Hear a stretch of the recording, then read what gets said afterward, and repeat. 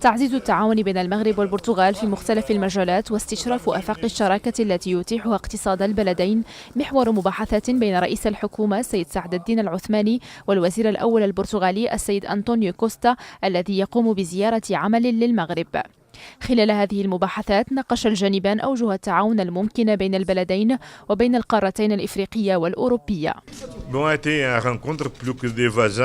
كان لقاء بين بلدين صديقين جارين يتطلعان إلى تعزيز علاقتهما سواء على المستوى الثقافي أو في مجال التعليم.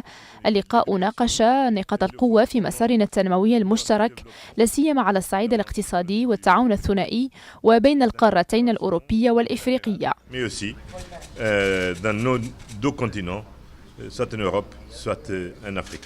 المسؤولان بحثا أيضا فرص دعم القطاع الخاص بالمغرب والبرتغال من أجل النهوض بالتعاون الثنائي بين البلدين.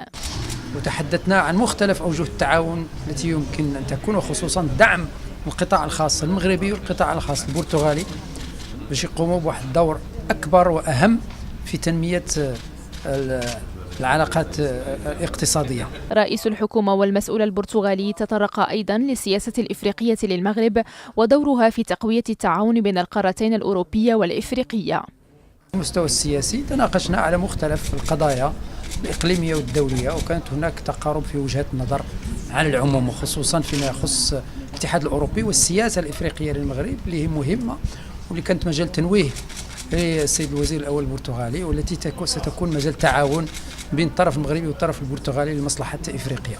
هذا اللقاء حضره على الخصوص وزير الدولة المكلف بحقوق الإنسان السيد مصطفى الرميد وسفير المغرب بالبرتغال وسفير البرتغال بالرباط.